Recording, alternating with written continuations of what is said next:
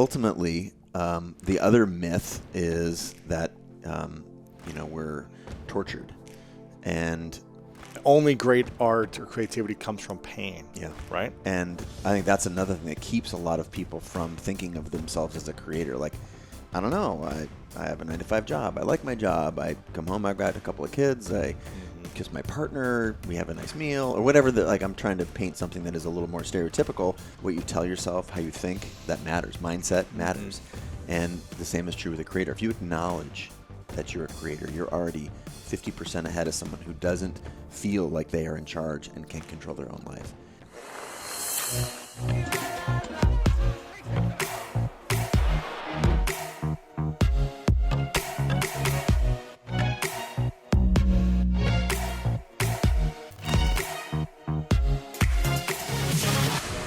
Welcome back, everyone, to the School of Greatness podcast. We've got my man, Chase Jarvis, in the house. Good to see you, brother. Super good. Super pumped that you're here. I feel like I've known you for almost a decade. Maybe This is true. 2009, 2010, somewhere so. around there, Yeah. right? We'll Where did call we it- meet originally? Swim team, 8th grade. Maybe I was in the swim team in like 5th grade. I don't know. I think it was at actually Tim Ferriss's event. Might have been the first time I met you. Open Kimono. His book launch, like School of Book Launch. Yeah, his kind of secret strategies on how to be a bestseller Yeah. and write a great book and stuff like that. Something about kimono. Yeah, Open the Kimono. Yeah, something like that. When was that? I don't know. A long time ago. 2009 or It had 10? to be. It had to be. Maybe 2010. Maybe sooner. Maybe. Or sorry. Later. Later, yeah. Something around 9-10 years probably. We've been friends. We've connected in a lot of different places. I feel like I see you all over the world. You know, It's true. And we're kind of like conference junkies for years, right? Because Yep. we're always like networking at events or you're speaking or something. Yeah. And we've done a great job of bringing one another along to those things. Like, hey, I did a cool thing. Yes. It was fun to be on stage at the Summit of Greatness. Yes. I could drag you to the Obama White House. Yes. Was that you drug me there? Yeah. Yeah, that was fun. Yeah. We had dinner with Cory Booker afterwards. Was that right? Yeah. So I don't know. South by Southwest, we did a video shoot in a car that you were doing something. That's right. With Uber, Creative Live partnered with Uber. That's and, right. Interviewed a bunch. That was fun. It was amazing. That was live, like rolling around with a live feed in the back of That was Uber crazy. for 3 days. You've had an amazing career. Weren't you a semi-professional soccer player? Yeah, I did play for the feeder team for some of what became the MLS, the Sounders, and I was on the Olympic development team on the years where there weren't Olympics, which that's a bummer. That's a bummer, right? That sucks. Bad timing. But I think we've also connected a lot around sports. Sports played a huge role in my my journey, and I credit it with a lot of things like discipline and understanding hard work, and it's been a huge part of my life. And if I don't move every day, I start feeling weird, even now. Do you feel like you can be creative without being mobile? Like if you're just sitting around in stillness all day? It's very hard. I need both extremes. I need like real quiet, and I need real active, and active not just in the sports and like physicality sense, but also like travel, adventure. I think about them in two different modes. One is like closed and focused and creating, and then the other is like gathering raw information out in life, adventure, connection. And I kind of oscillate back and forth. It's hard to be creative without experiencing life. For sure. That's like Isn't it true? To me, it's a fundamental piece of, we are social animals, and humans. It's fact that if a human baby is born and it's not held or coddled, it will die. So we're social animals, and connection is not a nice to have; it's required. And we'll talk about my new book in a second. That's one of the things I'm putting creativity in that same category as human connection, as nutrition, as movement.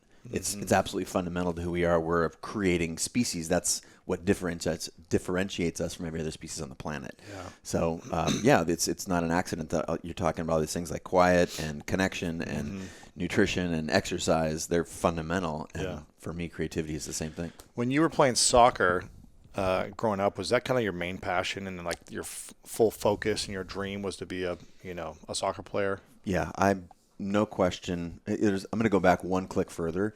And as a super young kid, I loved performing. Yeah. I did magic shows for my neighborhood. I made a film called The Sons of Zorro when I was like 6. Made this film on a Super 8, shot it, acted in it, directed it, sold tickets, and made a profit on a film, and I think it was 6-minute film as a young kid. And I remember just being, oh my God, is there a way that I could just do this? Because this is the most fun thing ever. We washed cars to make money to buy the film, and then I remember my second grade teacher saying, going to like the traditional school system. My second grade teacher, I remember overhearing her tell my mom, Chase is just lovely, and he's so much better at sports than he is at art. Wow. In second grade. And so you just... Isn't that funny what we remember? For sure. You still remember that 30-something years later. I can tell you exactly where I was standing when I heard it. And it was weird because I liked being creative. And what that did to me right away was, creative was sort of like I was bad at it, or it wasn't cool, or in any case, I had to like run away from it. And those were different times, of course, but I think there's the cultural paradigm which it unnecessarily steers us, and largely we have a paradigm in our culture of steering us away from creativity and expression, and I think that's changing now. But that's part of why I wrote the books, because we're creative by nature, and we're fundamentally, that is, it's a birthright. It's a piece of of who we are. So I ran away from that, and I then, of course, was wildly passionate about. I consider myself an artist trapped in a jock's body. Right. So I basically played every sport you could possibly play, every season of every nonstop. I was active: football, basketball, baseball, soccer, skiing, skateboarding, everything, and it became an identity. And what I realized looking back was I virtually traded that identity for a creator, and it was skateboard culture actually that helped me understand that you could be both.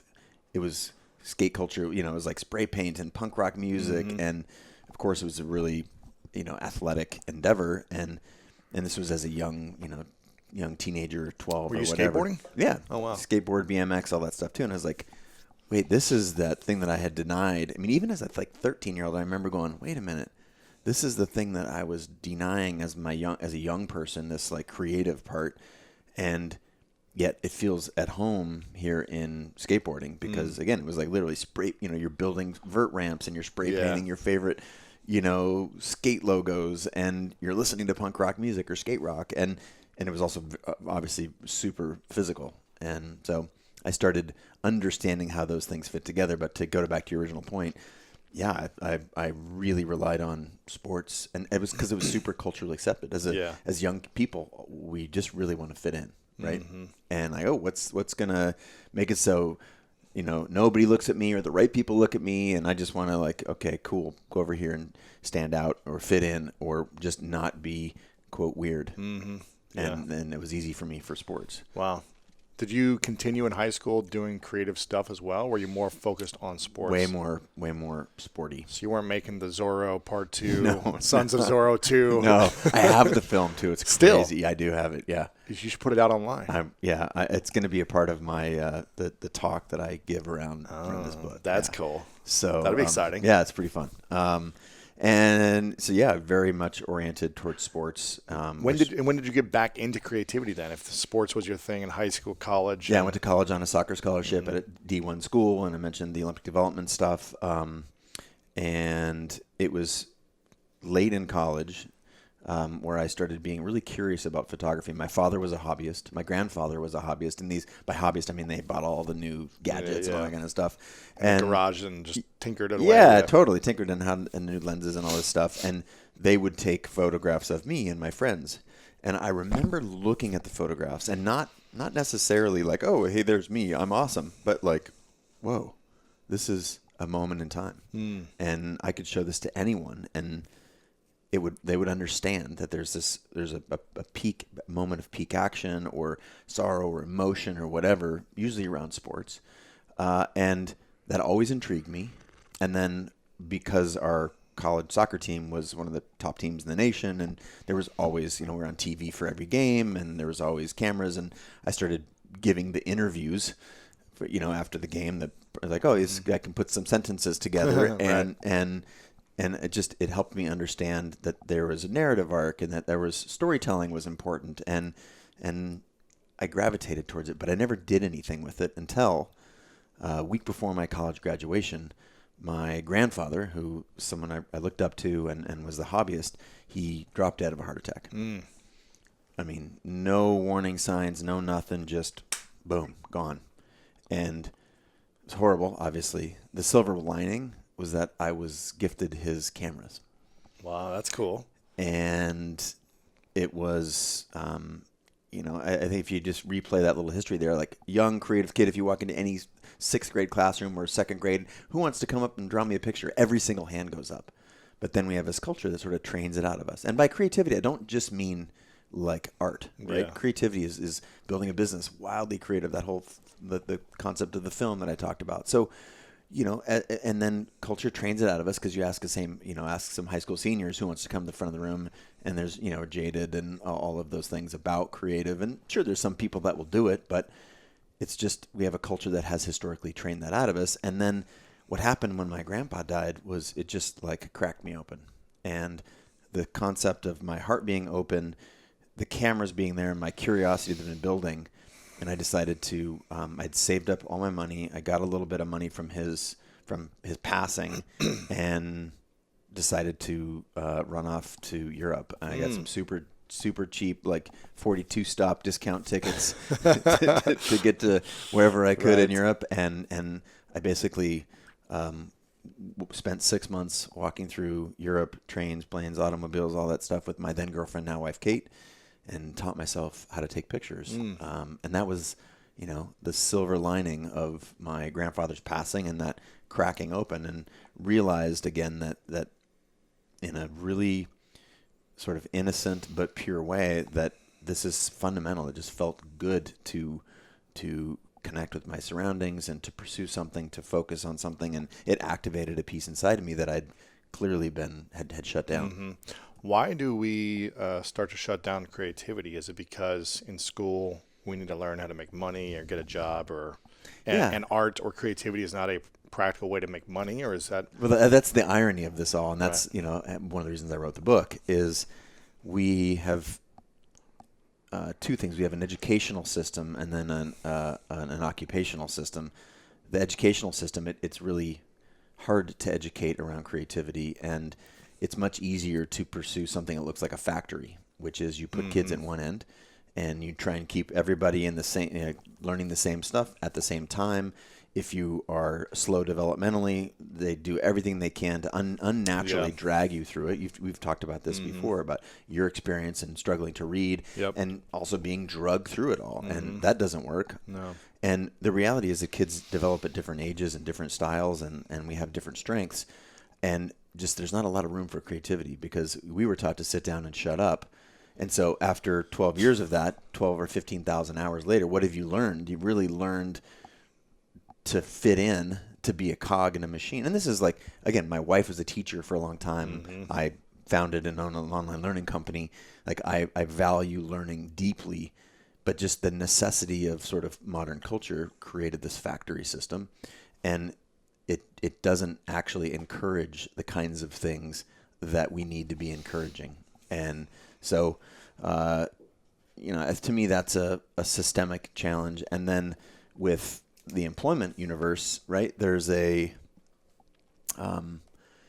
creativity used to be a nice to have. Oh yeah, it's exciting, but it's about management and it's about supply chains but think of today. The most successful people we imagine are wildly creative, whether that's in business or art or film or any discipline. Like Apple, the most valuable company in the world, once thought it was totally crazy. Why would they make the circuit board beautiful even though you were never going to see it? Those little details, they matter. And if you look at pop culture today, we see the rise of creativity. It's having its day in the sun. And that's part of the reason I think the book is well timed.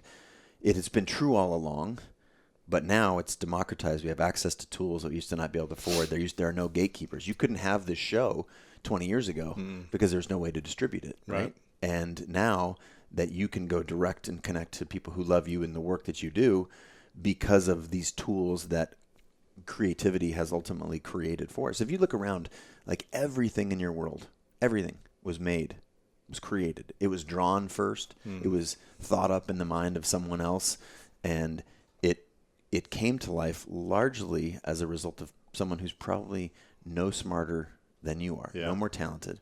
Again, I go back to creativity. This is this innate thing that we are all born with. That is what defines us as a species. We can put two unlikely things together to form something new and useful. And to me, now we can look back at the school system and look at the future of employment, and you realize that creativity is no longer just a nice to have. That it is absolutely as essential as exercise, as nutrition, and connection. What is so true, and I really believe that the ones that dream the biggest are the ones that are changing the world. If you have a small dream and you're not able to imagine something greater for yourself, then you're probably not going to create that greater thing. So what happens to someone when they start to become more creative in general, whether it be for their work or their relationships or their life? What happens to their life when they break down the chains of creativity and start to express whatever their creative expression is? No, it's a beautiful question, and the book is sort of founded on a couple of principles. One, it's not a radical idea when you just listen to it that every human is creative, right? And again, go back to the first grade classroom. The next sort of what follows from that is that creativity is a habit. It's not a skill. It's something we're born with, and it's a practice, not a product. And it's like a muscle. And as an athlete, you and I both know that what gets used, you build, right? If you need to do bench and you just spend a lot of time under the bar, you're going to get stronger. The same is true with creativity. Now, if that logically follows, the third one is that the same things that we do to create small things in our life, whether it's your first business, washing cars, it's taking photographs every day. It's creative writing. Yeah, creative writing, a morning journal, anything. The muscle that you're using in that moment, that creativity muscle that is innate in everyone, you use it or lose it, that is the same exact muscle that we use to create our lives. So it's literally when you go back to your question, you ask someone like, how does creativity help you? Creativity is literally the key to creating the arc of your life. All you're doing right now is creativity at a larger scale. Yeah. You go back to where you were on your sister's couch, injured, no longer a football player, and struggling with depression. And you created the lives that you see that you admire. They were created. You don't find secrets. You create them. You don't. I think it's funny they call them founders. Like, we build companies. I didn't find anything. You created it. I created it. Yeah, it's true. And so, to me, that the essence of your question is a kernel in the book that I think is emerging right now in popular culture. That the things that we do, that those acts every day, that 8-year-old kid that made the Zorro film, and seeing that product of my work helped shape my understanding that I could actually create the life arc that I wanted for myself. It's just creativity at a different scale. How much happier or less happy are creative people that are practicing on a daily basis their creativity? We've got this myth in our... They're like the miserable artists, right? It's but the reality is you do the science and that's just a myth, right? So there's two really toxic myths, and we talk about in the book. One is the starving artist. Like Richard Branson, Lewis Howes, Debbie Millman, Brene Brown, Jared Leto. I'm just like random, like they're some of the most creative people I know. We all have our shadow selves, but I think the power and understanding that you are in charge and you can create the life arc that you wish is, to me, that's empowering. The starving artist is a myth that came out of the Paris scene around a cafe called Du Magot, where Simone de Beauvoir and Jean-Paul Sartre and these folks, like, it was a benefit to talk about how I would never trade my art for the money. And usually that meant priceless, but they couldn't actually sell their art. and ultimately, the other myth is that we're tortured. And only great art or creativity comes from pain. yeah. Right? And I think that's another thing that keeps a lot of people from thinking of themselves as a creator. Like, I don't know, I have a 9-to-5 job. I like my job. I come home, I've got a couple of kids. I kiss my partner. We have a nice meal or whatever. That, like, I'm trying to paint something that is a little more stereotypical, specifically because, like, wait a minute, I'm not, strung out on heroin and homeless, doing damage to myself. Living in someone's attic. Right. And that's not required for creativity. There's no berets. There's no, you don't have to speak French. You don't have to go on some mission to find yourself. What you really got to do is you got to just acknowledge that you're a creator. Like, words matter, right? Words, and you do a lot of mental and visualization. What you tell yourself, how you think, that matters. Mindset matters. And the same is true with a creator. If you acknowledge that you're a creator, you're already 50% ahead of someone who doesn't feel like they are in charge and can control their own life. And again, the parallel between taking a photo every day, making a meal, being intentional about what, and you don't have to, you don't have to go take a class. You can start tomorrow just thinking about, wow, this meal, it's an opportunity to do something different, to create. My morning pages, maybe I'm going to draw a picture today. I'm just going to deviate a little bit. The pictures that I take at lunchtime when I walk around my iPhone, that's soothing, and that's a muscle that I'm building that will ultimately add value to my life. So, I think it's a pretty simple paradigm, and that's part of what people, I think, miss, and what our culture has missed, which is one of the reasons I put it all in a book. And I think we're early on in the movement. You can feel it, right? The fact that you can be a YouTuber, like that's a thing. Most of the jobs in the creative economy are not just movie stars and television directors, and they all are wildly creative. Writing code, wildly creative. So again, it's not just art. It's anytime you're putting these new things together. And if you start to clock creativity in that way, your mind is open to, like, wait a minute, it's not whimsical. It's not naive to pursue the things that you love and to pursue creativity. It is the most practical thing on the planet. Yeah. Because it teaches you to build not just things in a small way, but whatever you want to do with your life. What would you say, rough estimate, maybe there's research out there, but people who are working a job and kind of have that stereotypical life of partner, a kid, couple of kids, Sure. dog, whatever, they've got that lifestyle. How creative are those individuals on a daily basis? On a scale of 1 to 10, are they at a 2 or a 5, or what are they? I put them pretty low, and I put their capacity at a 10. Everyone's capacity is a 10. I put what culture does to us and puts us at a 2. And it's really important for me to put a pin in this and say, I'm talking about this like I had it figured out from day one. But the reality is, when I was hardworking and young, and none of my parents, graduated college. I was the first one to go. And if you're finding success in that system, I was actually programmed like, oh, you're smart and hardworking. You should be a doctor or a lawyer or I was given 5 things. And my parents are cool, super cool. But culturally, that is pressure. That is pressure. To be crystal clear, I'm white. I'm male. I was born in America. I did come from a lower income family, lower middle class family, but I basically had every advantage.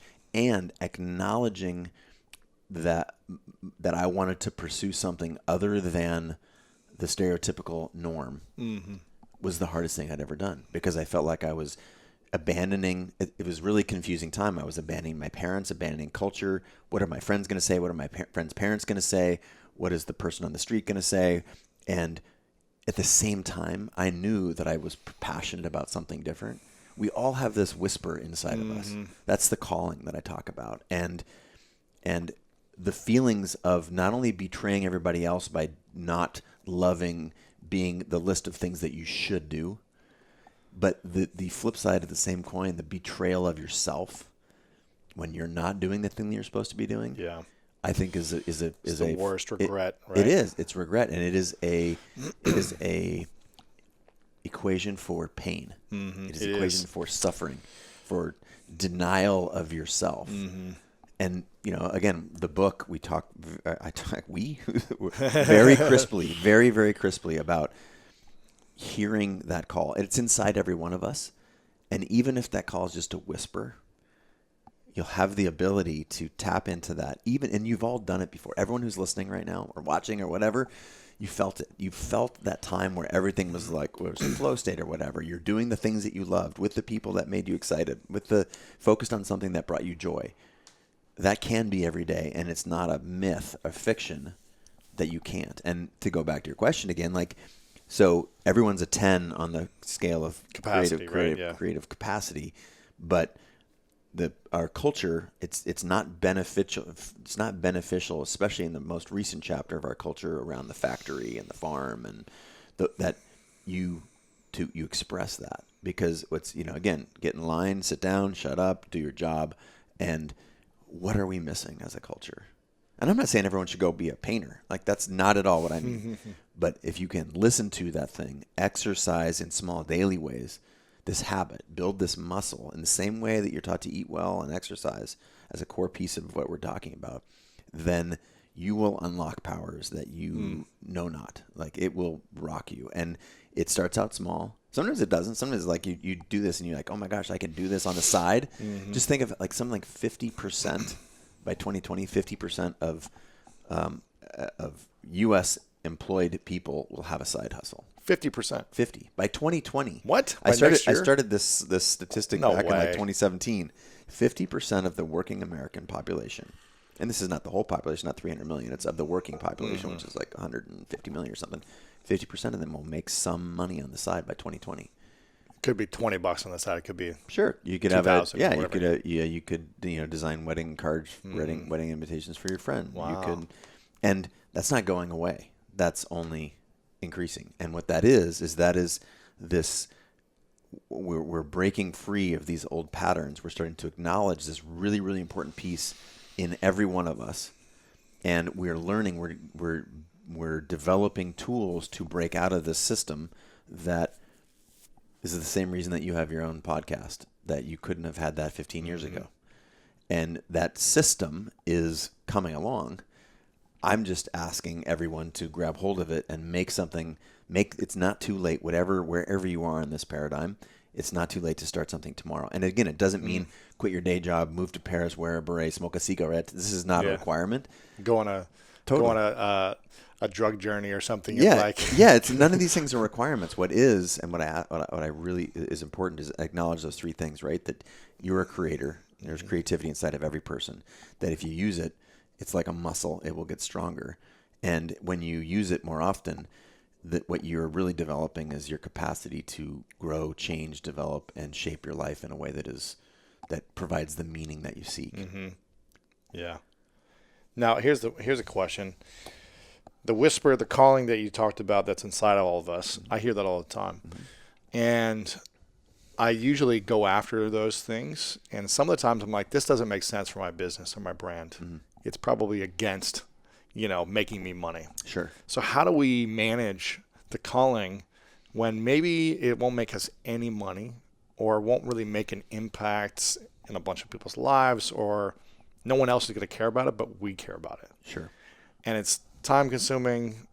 There's unknowns and uncertainties to when we put it out there. Are people going to accept it? Are we going to make any side money?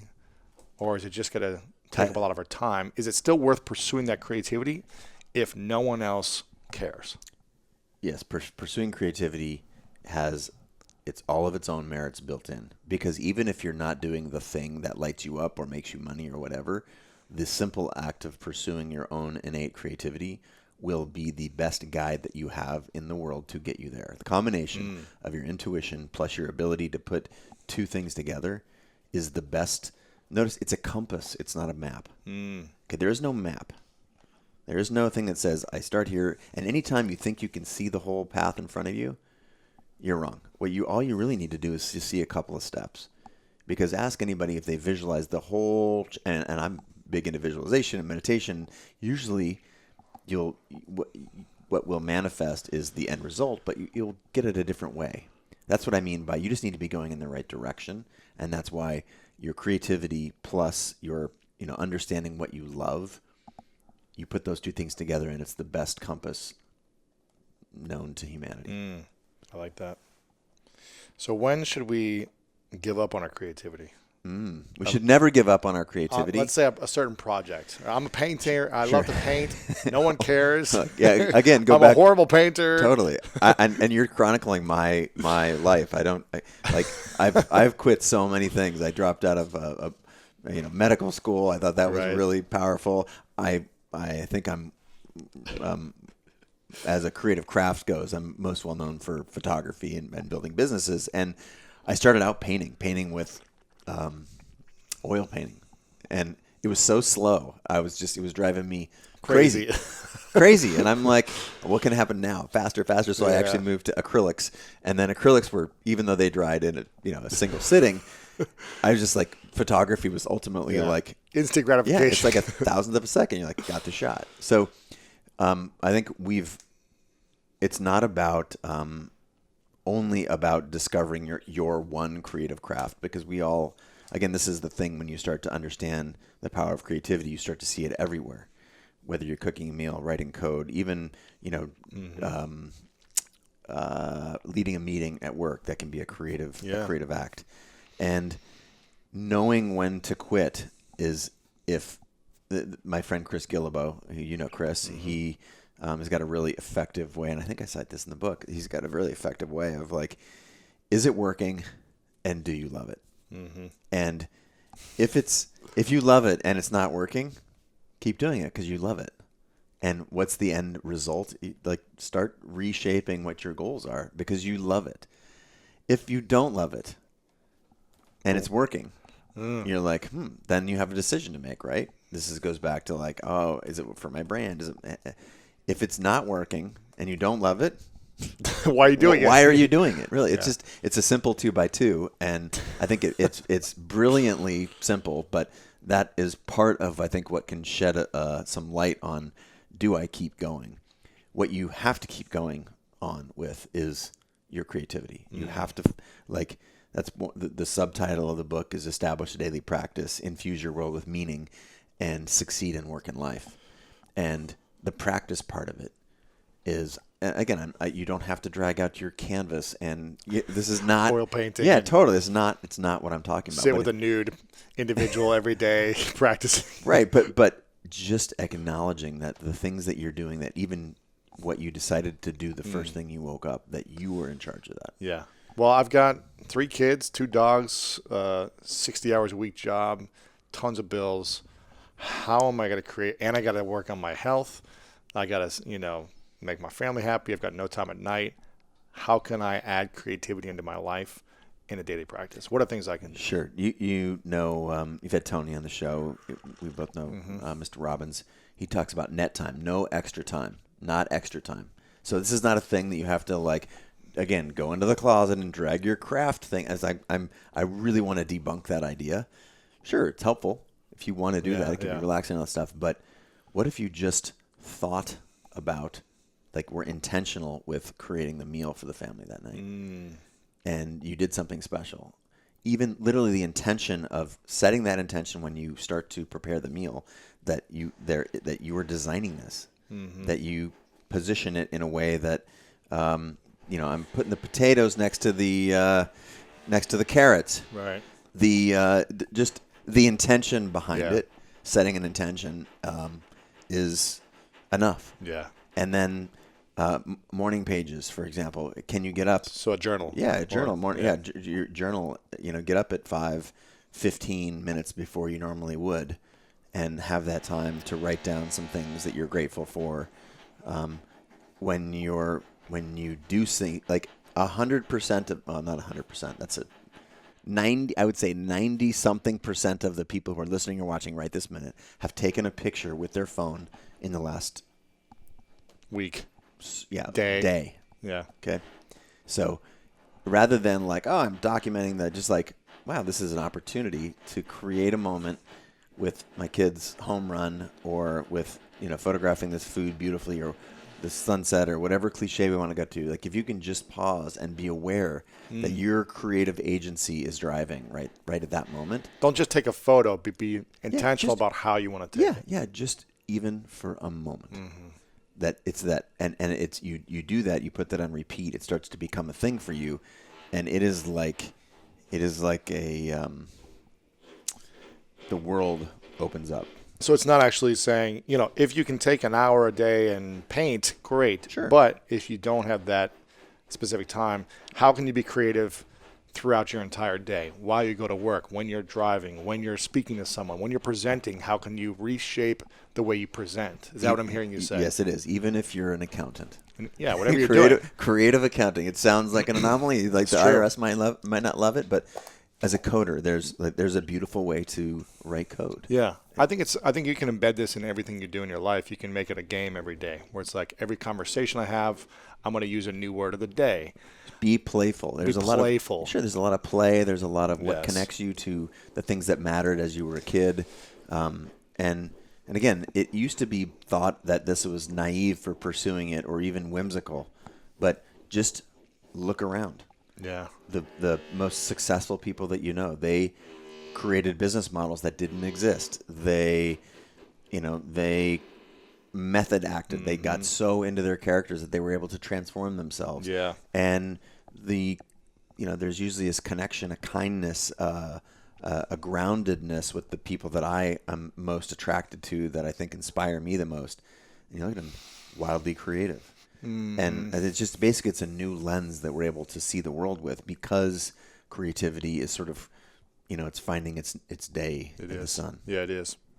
Something you do that's really well is you're a master networker. And I think the successful creative artists that can monetize their art, some of them actually, I'm not saying this isn't you, but some of them actually aren't the best artists or creatives, but they're really good at building relationships and branding themselves. Yeah. How important is it for artists who want to make their living full time as being creative to build powerful relationships as part of their art? The book, there's a framework for the book, and the framework is called IDEA, and it's 4 steps to a process. And this process works if you're trying to create a meal, or paint a painting, or build a business, or you're thinking of it in terms of your life. And it's a repeatable creative process. I is for imagine. D is for design. E is for execute. And A is for amplify. So I'm going to rip through these real quick because I really want to hang on to amplify, which is the essence of your question. You've said it a couple times already in this conversation. Like, imagine, what do you want for yourself? You get up, what's your perfect day? That's imagine, you're visualizing. Visualizing. Yeah, what is possible? And if you're not doing that, you're really missing out on the best stuff in life, right? I think you're a huge advocate of that. You're getting the scraps of life that are just around, as opposed to creating what you want. Totally. You're a cork in the tide, and life is happening to you rather than for you. Exactly. So imagine what's possible. Now you have to design. There's no such, you don't actually get the thing that you imagine without designing a way to get there. If you don't know where you're going, you're never going to get there. Yeah, exactly. So designing a system, and this is through a set of daily habits. This is through a visualization of what you see for yourself. It's how do I learn the skills or whatever's necessary to reach what I imagine. And then execute, right? You have to actually do the work. That's the part that people don't like. They want to shortcut that. The reality is if you're shortcutting, you're not going to be, how many people have said the 10,000 hours you talk about Kobe Bryant or anyone who's the best in the world at whatever it is that they do. Melissa Arnault, a friend of mine who's summited and successfully returned from Everest without oxygen. First U.S. woman to do that. These are executions. They're executing against a plan. And then the last one, which is germane to your point, and that is amplify. So many people do the first 3, and if they're not sort of completing this cycle, they haven't built. There's a huge section in the book about this. It's basically about community. You can call it networking, you can call it whatever you want, but you're building community. And something amazing happens when you build community. I like to say, be the fan that you wish you had. If you want more likes and followers on your Instagram, like and follow more people. If you want people to show up to your art show, if you want people to subscribe to your business, if you want then you need to participate in all these other things. because that's how it's built on effort. Yeah, it's effort. It's built on reciprocity. I talk about it also as the other 50%. This is the 50% of the things that everyone who's successful does. Yes. And everyone who's not successful in their own definition doesn't understand that 50% of that person's time was built around building community.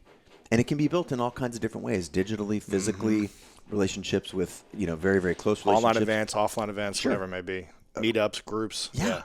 And the community part is huge. And we go deep on this. It's like, I'm an introvert, I'm an extrovert. How do I do this?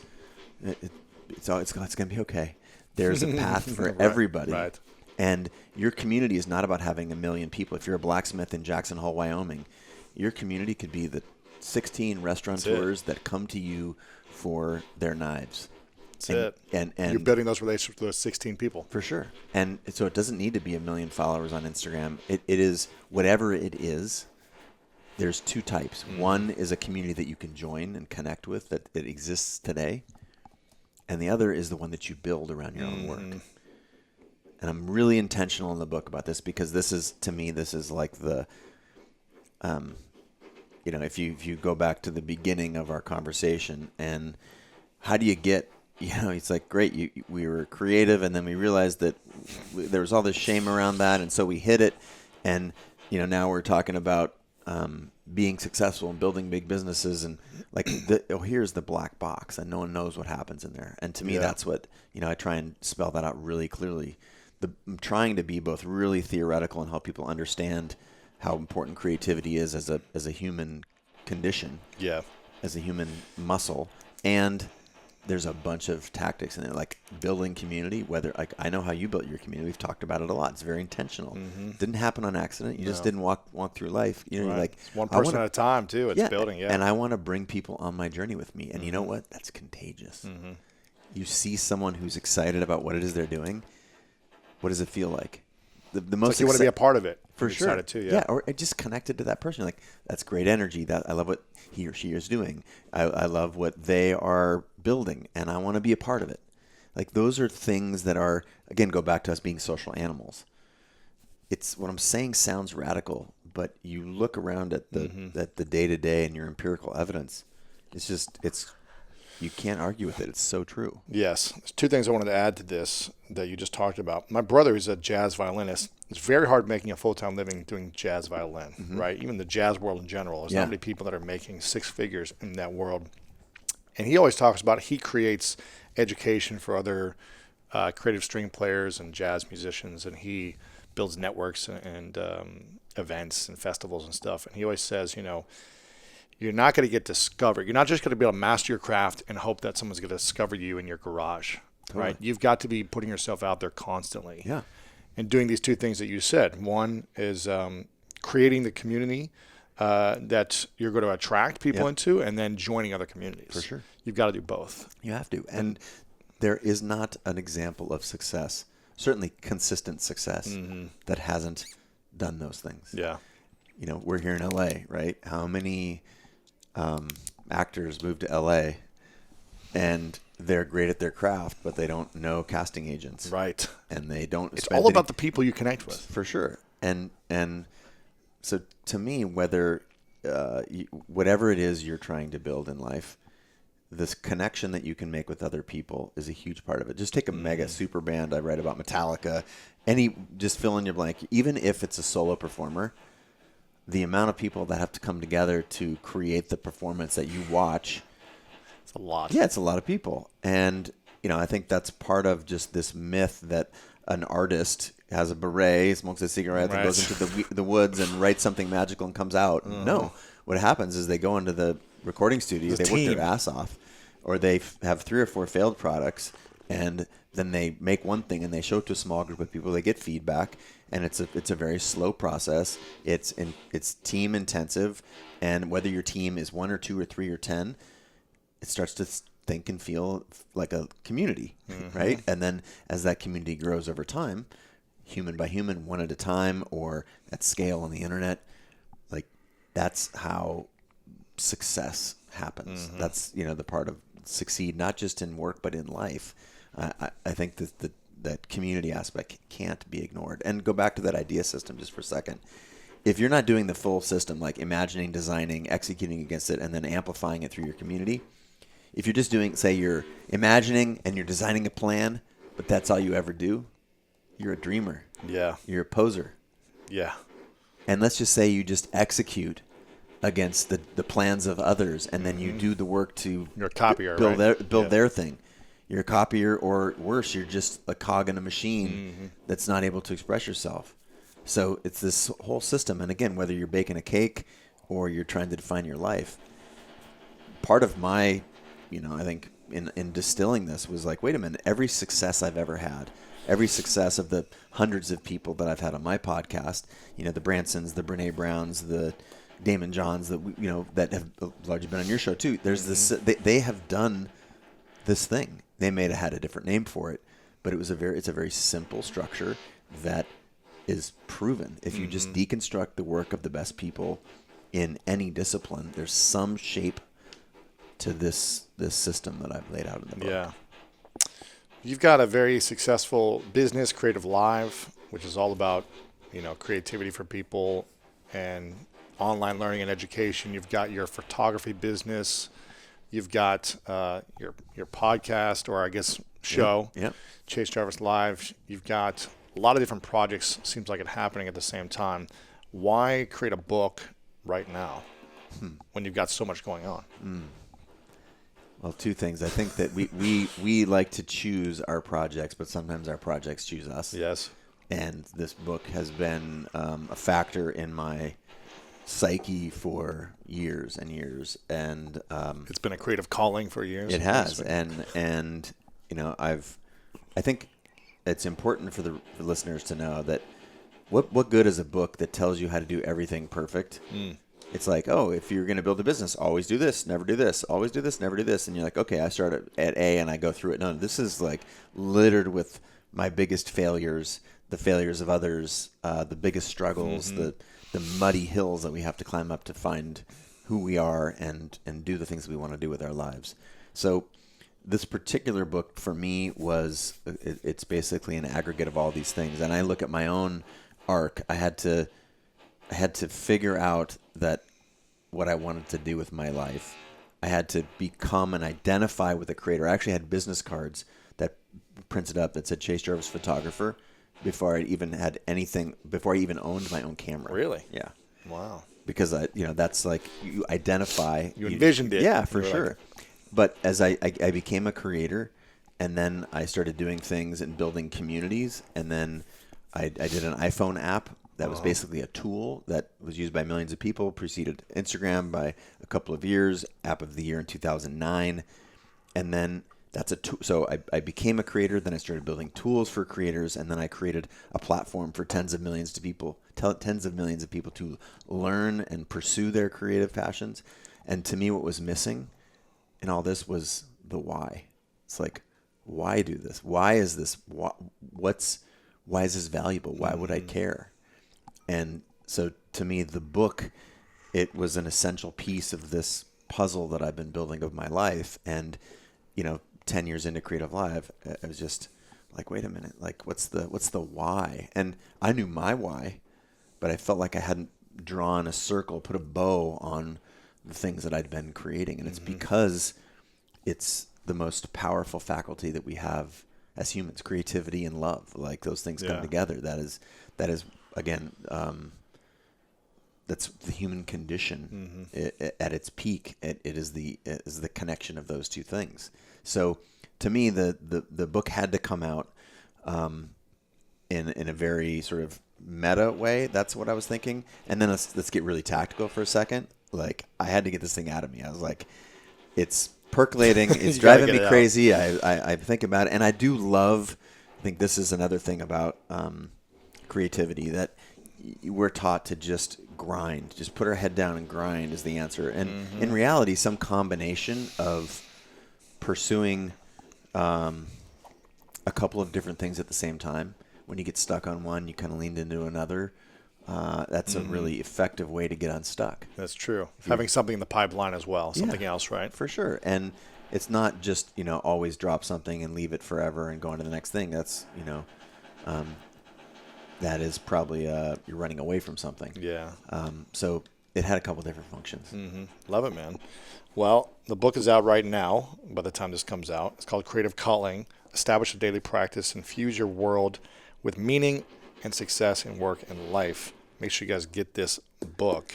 You've got some places they can get it online. I think you might have some bonuses or something extra if they go to go where? To creativecalling.com. Creativecalling.com. There's probably an experience that you'll put them through, or some for sure. There's add-ons and goodies and a couple of options there for sure. You can get it wherever books are sold, and we're going to do a special thing for everybody who buys it right away before. I'm not quite sure when this is going to drop, but there's a class at Creative Live. Really? Are you leading a class? I am. When's the last time you led a class there? I've only led one other class. Was it like the first one or something? No, it wasn't even the first one. It was like the 1,000th. And really? It was a collaboration with Apple. Wow. Where we then took photography. Yeah, it was an iPhone photography class. And I remember this. That rolled into all 500 Apple stores I remember worldwide. this. I was with you when you were like, there you go. When that was happening or something. Yeah. I remember, yeah. And so this, it basically is a digital understanding, an accompaniment there's a bunch of stuff in there that's not in this book.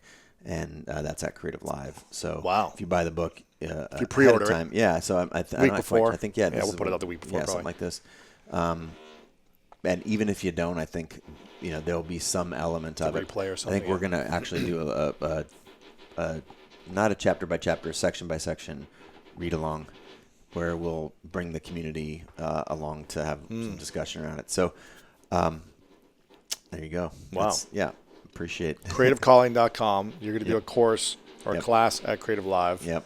That's a pretty special deal. Yeah, there's a lot of people using that. I mean, I'm not really a big hashtagger, but there's already the book just was announced 2 weeks ago, and there's already 2,000 or 3,000 hashtags. What is it? Creative Calling. Creative Calling. There you go. And to me, it's just really important that the takeaway is that this isn't just about art. That creativity, it infuses meaning in our lives and helps us. It transforms our lives. It gives us personal power in a way that nothing else in our capacity can. Mm-hmm. I love it, man. I'm excited. I'm going to take the class too. Do it. creativecalling.com. Check it out. They can also follow you, Chase Jarvis, on social media, on Instagram. Everything. I'm at Chase Jarvis or /Chase Jarvis. The same is true with Creative Live. It's at Creative Live or /Creative Live. Right. Or you can also just get it wherever books are sold. Yeah. Are you doing any bonuses if people buy bulk and they can get like a Creative Live class for free or something? Or who knows? It's actually throwing it out there as an idea. No, it's a little beefier than that. It's there's some mentorship. Wow. There's a series of videos. And that's all at creativecalling.com. They can see all that stuff. Yeah. I love it. Love it, man. What's something that people need to know? This final couple questions. Sure. What is something that most people don't know about creativity that they really need to know? That it's for everyone. And it's not just a thing that's imbued to a lucky few. That it's the thing that we're born with. It defines us, gives us the agency over our own lives. And we've been sold, we're suckers who were sold a lie by a machine that it wasn't intending to do harm. It was, for the times, that was the best way that culture could wrangle, put its arms around humanity. And we're in a different time now, and we need different tools. What got us here will not get us there. So creativity is going to underpin the solution to every problem we've ever known. The hunger crisis, any humanitarian crises, like those solutions are all going to have an element of creativity. Yeah.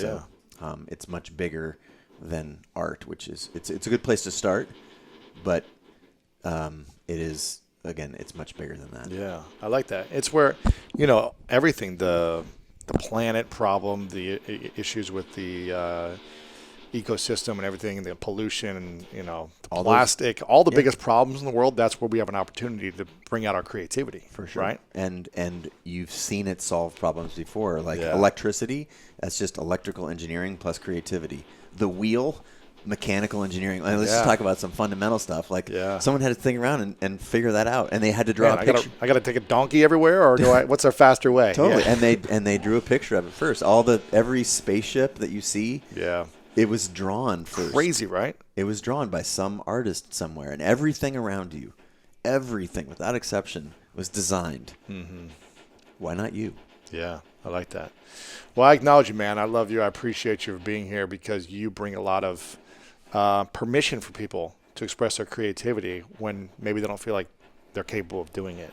And I love that you continue to express it online, doing projects like this to give us tools and information. So make sure you guys get this book. And you do it with so much joy and love. And that's what I appreciate about you is you make creativity fun. Thank you. Art fun. And built with community and Yep. people involved. It's not just like, look what I'm doing by myself. You always bring other people involved in the creative process of your work of art. So I really love that about you. And I think that's the way art should be created. It's collaborative. Thank you for acknowledging that. I really course, appreciate it. man. It means Of a course. ton. And you know how I feel about you. We've talked about it all the time. I love you deeply and appreciate all the work that you do in the world. Thanks, So, brother. I yeah. appreciate it, man. I don't remember if I asked you this question last time. It's You called the did. 3 truths. Ugh. Let's see. I hate the I don't 3 truths. I don't remember what you said last time, but let's see if there's Ugh. let's I see if should have you- prepared. I should have known I was going to get attacked by the 3 truths. Let's see if you have the same ones or if you know what the question is. So I'll just let you no, go. I want you to You want me ask to set it up? I Okay. do, because it's going to give me time. Imagine. Okay. So imagine it's your last day on Earth. Okay. You've created every creative project you want to put out into the world. But for whatever reason, you've got to take those projects with you. So no one has access to your books or your shows or your businesses or photographs ever. You've taken it all with you when you pass, right? Hypothetically. But you have a piece of paper and a pen to write down 3 things you know to be true about your life and the lessons you would leave behind. And this is all people have to remember you by. These 3 lessons or 3 truths. What would you say are yours? One, that every person is creative. We're endowed with limitless creativity that can power not just one life, but a billion lives. Mm-hmm. The second is that this creativity is a process, a practice. It's not an end, it's a journey. And that it is strengthened through use. And so use it as frequently as you can, acknowledge it, embrace it, and train it like a muscle. And then third, that it is through using this muscle and using it regularly and mastering it, understanding it, that it is through this and only through this that you will be able to craft the life that you love, that you seek, and that is in service of others, and nothing else will get you there. Love it, man. And the final question.